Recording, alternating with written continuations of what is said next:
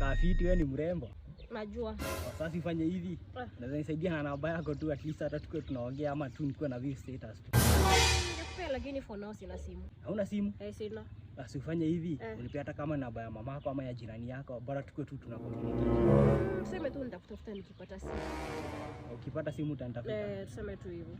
Yaani sawa tu. Mimi naitwa Bruce. Sawa, bye bye.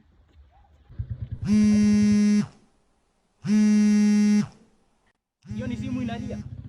Umeniambia pia una simu, mbona unanidanganya na wewe na wewe ni mrembo? Tufanye aje? Nipe like namba yako, niandike simu yangu. Niandike namba yangu hapo. Sijabeba simu yangu, nimeacha kwa nyumba ikicharge, lakini unaweza fanya hivi, acha nikupe namba yangu, unipigie, ikifika kwa nyumba nitapata yako. Alafu ni flash. Okay then. Ni mteja wa nambari uliyopiga hapa. Mbona kwa mteja? Usikini acha ni kama imezima. Sifanye hivi, ni text WhatsApp.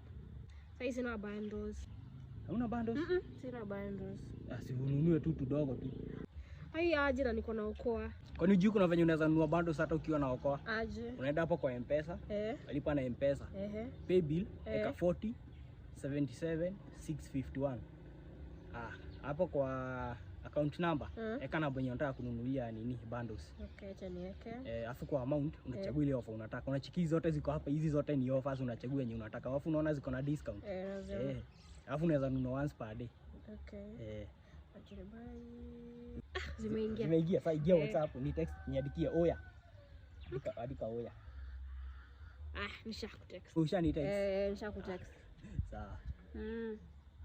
Alafu si tutaongea? Sawa. Sasa alafu kahagi hivi. Nakupea next time. Sasa hata ndio kwa namba yako si tutapagana tu. Sasa bye.